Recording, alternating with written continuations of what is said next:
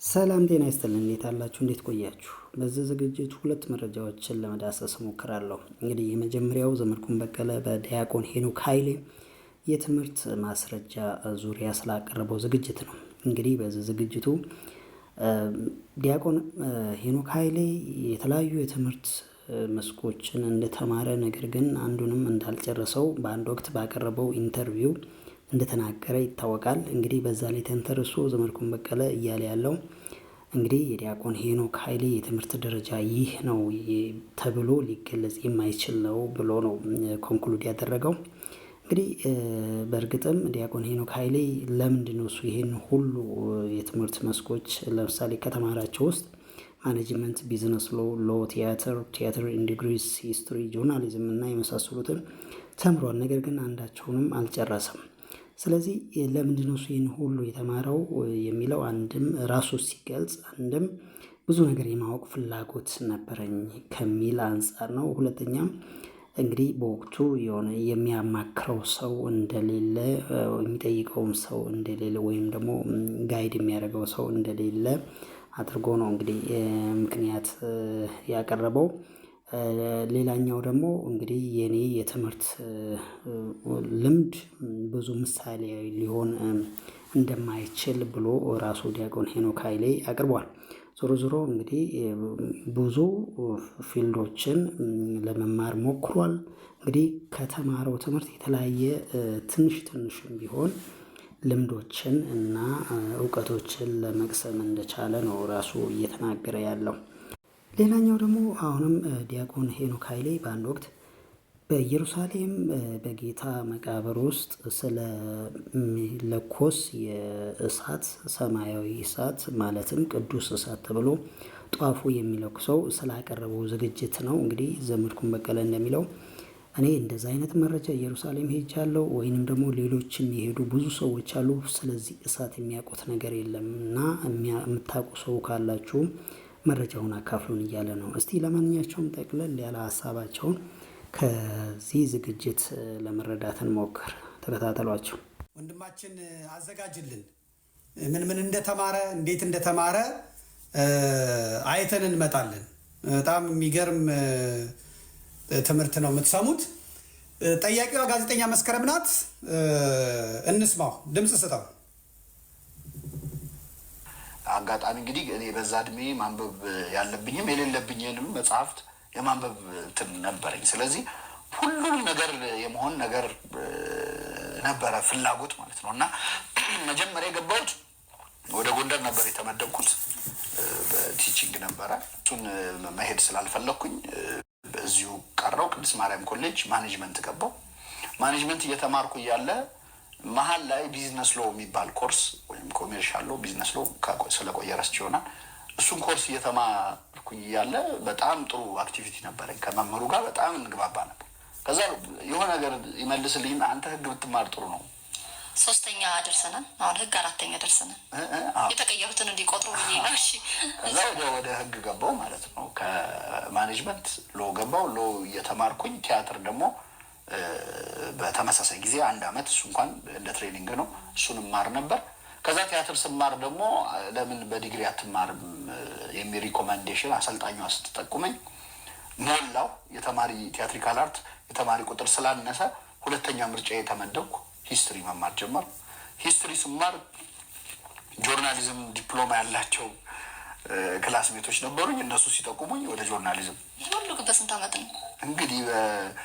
ከስንት አመት ነው የሚሆነው? ልክ ከሃይ ስኩል ከወጣሁበት ጊዜ ጀምሮ ከ20 ጀምሮ ከ19 አመት ጀምሮ ማለት ነው። እና 2 አመት 1 አመት እያለ ደፈር ማለት ያገኘሁትን ሰብጀክት የመማር ደግሞ ብዙም ያው ቤተክርስቲያን ማደግ የሚሰጥሽ አንዱ እንትን ውጤትም ላይ ደህና ስለነበርኩ የፈለግኩትን እማራለሁ የሚል ነገር ነበር። የሚቆጨኝም አይደለም። በነገራችን ላይ እውቀትና ኃጢአት ሲበዛ አይታወቅም ይባላል። እያንዳንዱ ትምህርት ውስጥ የምናገኘው የሆነ ነገር መኖሩ አይቀርም። ይሄ ነበረ። ግን ይህን ለሚሰሙ ሰዎች አርአያ የሚሆን አይደለም። እየተነሳው ማቋረጥ። እንደውም አንድ መጽሐፍ ላይ ግጥም አድርጌ ያስገብቸው ነበር፣ አባዜ የሚል ጀምሮ ያለመጨረስ አባዜ እንዳለብኝ ዘመድ ወዳጆቼ ደጋግመው ነገሩኝ። እኔም ተነስቼ ብሎ የሚያቆም ለምን አባዜው ይህንን ግጥም እንዲጨርስ አላደረገውም ነው ሀሳቡ። እና ምንድነው አሁን ባለው ሁኔታ እንግዲህ በኋላም በምናነሳቸው አንዳንድ የቤተክርስቲያን ፕሮጀክቶች ሰዎች ትምህርት ከመምረጣቸው በፊት የሚያማክር ሰው ያስፈልጋል። ዝም ብሎ የሚያበላ ነው ገንዘብ ያስገኛል ምናምን ተብሎ ሳይሆን ሙያ ማማከር የሚገባው ኮች የሚያደርግ ሰው የግድ ያስፈልጋል። እንግዲህ የዛ ቪክቲም ነኝ እኔ። እንግዲህ ቲቺንግ፣ ማኔጅመንት፣ ቢዝነስ ሎ፣ ህግ፣ ቲያትሪካል አርት፣ ሂስትሪ፣ ጆርናሊዝም አሁን በምን ተመረክ? የለም። እንትና ጋር ደግሞ ሄዶ የቴዲ አፍሮ ሚስት አምለሰት ጋር ደግሞ ሄዶ በምንድን ነው በማኔጅመንት ይሁን በምናምን ተመርቄ እንትን ብያለሁ ነው የሚለው። የለም። አንዴ ተሸውደናል፣ ሁለቴ ሶስቴ መሸወድ የለም። አብይ አህመድ ከ7ኛ ክፍል ተነስቶ ዶክተር ሆኗል። አለቀ በቃ። ሰው አንዴ ነው የሚሸወደው። ሰው አንዴ ነው የሚሸወደው ብሎ ነገር የለም። ይሄ ብቻ አይደለም። እኔ አላቅም። እስቲ እንደውም ኢየሩሳሌም ያሉ ሰዎች ይናገሩ። ኢየሩሳሌም ያሉ ሰዎች ይናገሩ። አሁን እኔ እናገራለሁ። ከ1 እስከ 8ኛ ክፍል የተማርኩት አጼ ልብነ ድንግል የሚባል ትምህርት ቤት ከቀጨኔ መድኃኔዓለም በታች 20 ቀበሌ ውስጥ የሚገኝ እላለሁ። ከ9ኛ እስከ 12ኛ ክፍል የተማርኩት ተፈሪ መኮንን የቀድሞ ተፈሪ መኮንን ወይም ቴሜስ የሚባለው ምስካየ ኅዙናን ጋር የነበረው ትምህርት ቤት አሉ። ትምህርት ቤቱ ተማሪዎች አሉ፣ ፎቶግራፍ አለኝ፣ ጓደኞች አሉኝ አሉ። አሁን በዓለምም በምንም ያሉ ጓደኞች አሉኝ። እዚህ ሊመሰክሩልኝ ይችላሉ። ከዛ በኋላ ደግሞ እኔ ልም ያልኩኝ ባህታዊ ሆንኩኝ። ከዛ በኋላ ተመለስኩኝ፣ መዝሙር ቤቶችን ከፈትኩኝ። ምን አልኩኝ? ጌልጌላን ኢያቄም ሐናን ሳረግ ነው። በመሃል ደግሞ ቀሲስ ዶክተር አንዱዓለም ወትውቶ እኔና ቀሲስ እንግዳ ወርቅ በቀለን ቅድስት ሥላሴ ካልተማራችሁ ብሎ እዛ እንድንገባ አደረገን። አባቴ አሁን ሲያትል ያሉት መላከ ሳይል አወቀ፣ እሳቸው ደግሞ ሩፋኤል አስተዳዳሪ ነበሩ። ደብዳቤ ጻፉልኝ፣ ገባው፣ ቴዎሎጂ ተማርኩ። ከነ ምህረተአብ ጋር ከነ ዘሪሁን ሙላት ጋር ከነ ጳውሎስ መልካ ሥላሴ ጋር ተማርኩ ብዬ እናገራለሁ። ከዛ የምረቃ በዓላችንም አለ። ከቅዱስ ፓትርያርኩ እጅ ተቀብያለሁ እላለሁ። በቃ አለቀ። መናገር ይቻላል። ይሄ ግን ኢንተርቪው ሲታይ ጀመርኩ ጨረስኩ፣ ማኔጅመንት ጀመርኩና ጨረስኩ። ከዛ ደግሞ ጆርናሊዝም አማርኛ ጨረስኩ። ከዛ ደግሞ ይሄ ምንድነው ቻት ጂቲፒ ነው ምናምን የምትሉት ላይ ደግሞ እዛ ላይ ያስቀምጦታል። ተክለ ሃይማኖት የተማረ ከዛ በኋላ አዲስ አበባ ዩኒቨርሲቲ ገብቶ በጆርናሊዝም በማኔጅመንት የተመረቀ ምናምን ብሎ እዛች አሰርቶ ሮቦቱ ልጁ የሌለውን ነገር እያመጣ ያስቀጽለዋል። ይሄ ትክክል አይደለም፣ ትክክል አይደለም። የሃይማኖት ጉዳይ ነው ያዝነው። የሃይማኖት ጉዳይ ደግሞ መላቀቅ አይቻልም። ከነ መሐመድ ልጅ የኮሚቴ አባል መሐመድ አለ አይደል? የመሐመድ ልጅ ከነሱ ጭምር እኛ ደግሞ እንገባለን፣ ፕሮፋይል እንገባለን።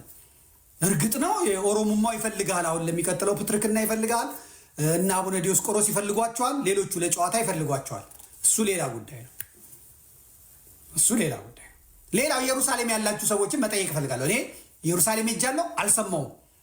ኢየሩሳሌም ሄጃለሁ፣ አላየውም። እኔ አላየውም። አንዳንድ ቦታ ስትገቡ ይሄ ቻት ጂፒቲው ምናምን ይናገራል፣ ነገር ግን እኔ አልሰማው። ኢየሩሳሌም ያላችሁ ሰዎች እንድትነግሩኝ ይፈልጋለሁ። ከጌታ መቃብር ላይ ከሰማይ የሚወርድ እሳት መውጣቱን አላውቅም። ታምራዊ እሳት ሊኖር ይችላል። እንግዲህ ምንም የሰማሁት ነገር የለም። ሄኖክ ኃይሌ የሚጠቅሰው ኢትዮጵያዊ ብርሃን ወረደለት እንጂ እሳት ወረደለት አይልም። እንደገና ደግሞ በየዓመቱ የሩሲያ ጀቶች መጥተው ቴልአቪቭ ይረፉ፣ ኢየሩሳሌም አላቅም፣ ኢየሩሳሌም የጀት ማረፊያ ይኑር አይኑር አላቅም። ከዛ እሳቱ ከዛ ወጥቶ ከዛ ለእንትኖቹ ተሰጥቶ አብራሪዎቹ ከዛ ከኢየሩሳሌም ተነስተው በመካከለኛው በቼክ በዩጎዝላቪያ በኩርንዳ አርገው የጦር ጀቶች እዛ ሩሲያ ሄደው ሞስኮ ከዛ እሳቱ ተለኩሶ በዓላቸው እንደሚያከብሩ አላቅም።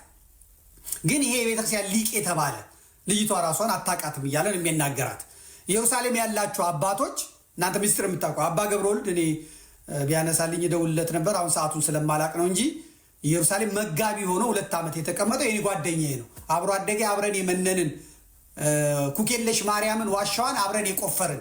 አሁን የሚሰድቡኝ ሰዎች ኩኬለሽ ይሄዱ ይሆናል እኮ ኩኬለሽ ይሄዱ ይሆናል።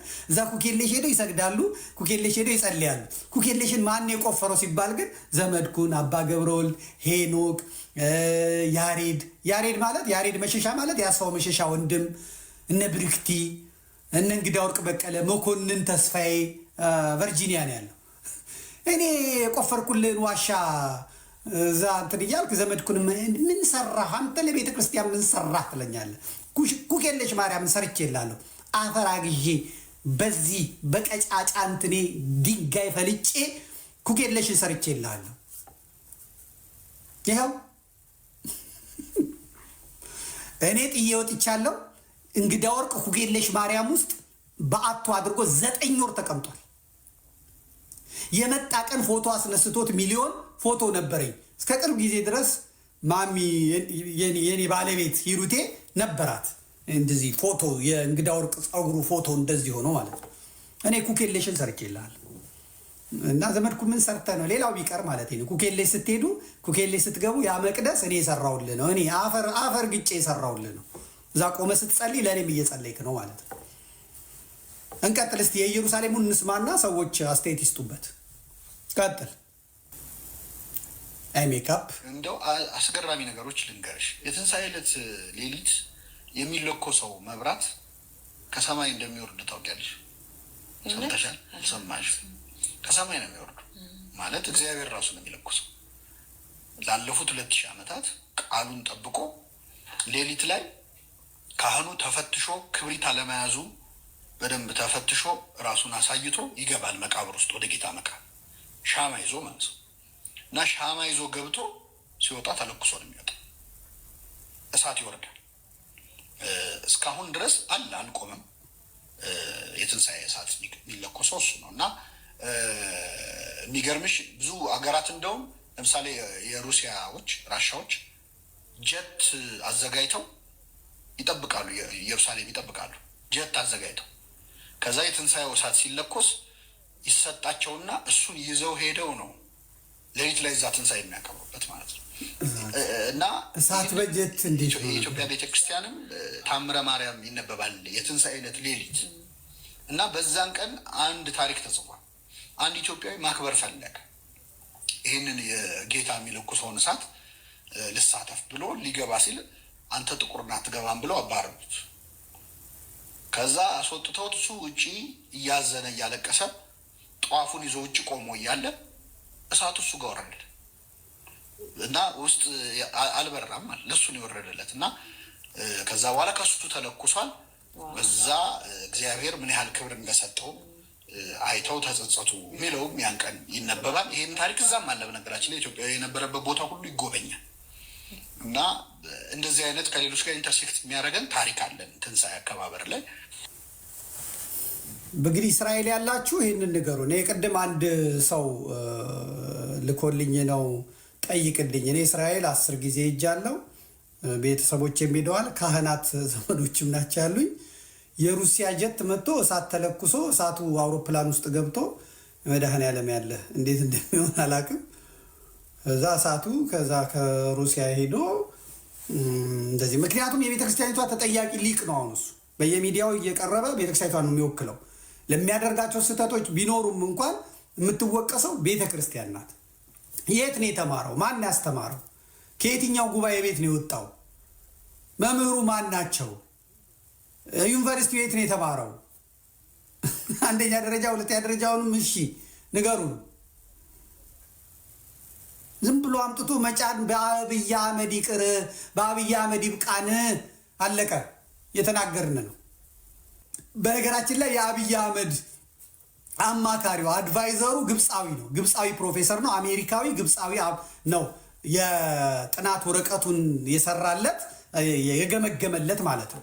ግብፃዊ ከግብፅ መጥቶ አሜሪካዊ ተመድቦለት ማለት ነው። እና አብይ አህመድ እንደ ሄኖክ ነው እየተኮተኮተ ያደገው። ለዚህ ነው አሁን ዳንኤል ክብረት ወደ ጠቅላይ ሚኒስትርነት ይሄዳል ይላሉ። ከለማ መገርሳ ጋር ነው የሚያፎካክሩት። አብይ አህመድ ወደ ፕሬዝዳንትነት ይሄዳል። ከዛ ሄኖክ ኃይሌ የአብይ አህመድ ማህበራዊ ጉዳዮች አማካሪ ተብሎ ይሾማል ተብሎ የሚጠበቀው ለዚህ ነው።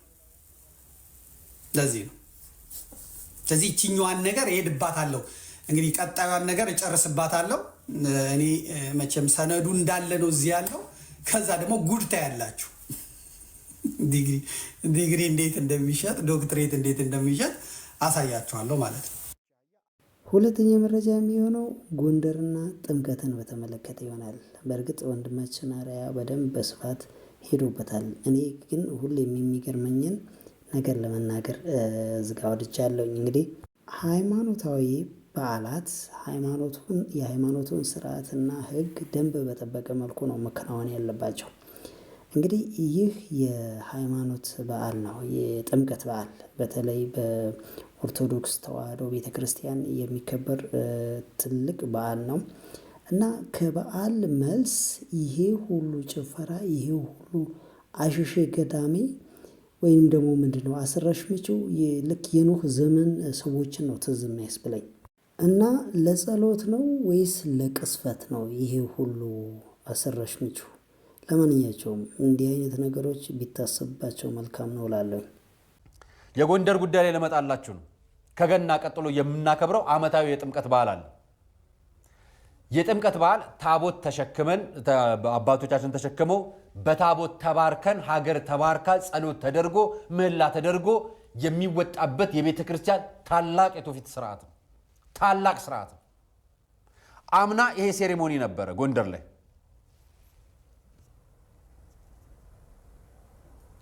ከታቦት መልስ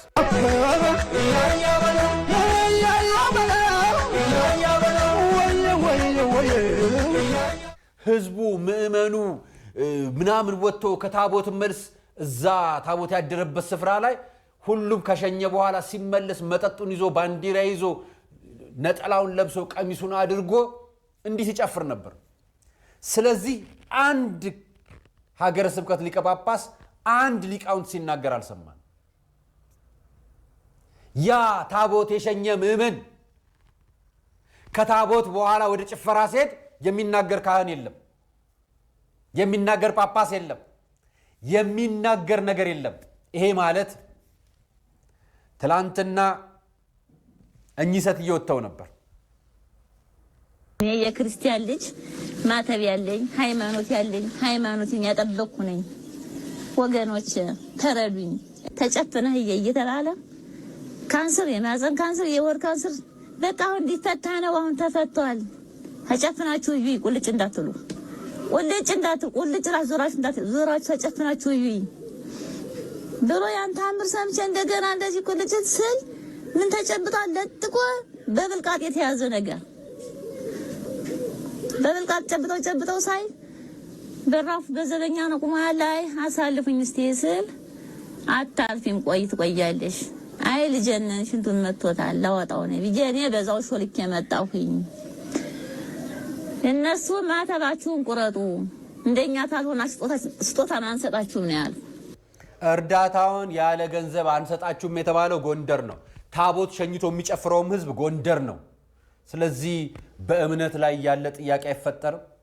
ይሄንን የሚመራ ይሄንን አቤት የሚል ሊቃውንት የለም። ይሄንን መልስ የሚሰጥ አባት የለንም። ምዕመኑ እየተበላ ነው። እኛ የጠየቅናችሁ እርዳታ በእርዳታ ስም ሰው እየተሰረቀ ነው። ማህበረ ቅዱሳንም ዶክመንተሪ ሰራ። ብዙዎቻችሁ ማህበራዊ ሚዲያ ላይ ወጣችሁ ተናገራችሁ። አባቶችም ምናምን አላችሁ። ምዕመኑ ሴት ነው ያለው።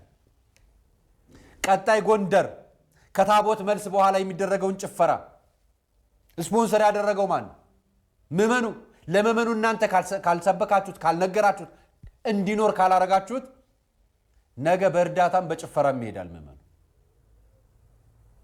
በእርዳታም በጭፈራም እንዳይሄድ ደግሞ ብለን እንዳናስብ አባቶቻችን ዛሬ መንሱር ጀማልን ሆነዋል። ይዋችሁ እኚህን አባት ቄሱ መንሱር ጀማል። በስመ አብ ወወልድ ወመንፈስ ቅዱስ አሐዱ አምላክ አሜን። የተወደዳችሁ የልዑል እግዚአብሔር ቤተሰቦች እንደምን ዋላችሁ? እንግዲህ ዛሬ በዛሬው ቪዲዮአችን ላይ የምትመለከቱት እንደሚታወቀው በዚህ መንፈሳዊ ቻናል ላይ በአመት 3 ታላላቅ የበረከት ስራዎችን እንሰራለን። በዘንድሮ አመትም የገናን በዓል ምክንያት በማድረግ የታመሙ ወንድሞቻችንን ለመጠየቅ የ100 ብር ቻሌንጅ ብለን ጀምረን ነበር። እዛ 100 ብር ቻሌንጅ ላይ ደግሞ እንዲህ አይነት ነገሮች በሌላው ቢደረግ ምንም አይገርመኝም። በካህን ሲደረግ ግን አፍራለሁ። ስጦታውን ለህዝብ እይታ ታይታና ይሁንታ ተብሎ አባት መስጠታቸውን በቪዲዮ እየቀረጹ ገንዘብ የሚሰበስቡበት ፕሮግራም ማለት ነው።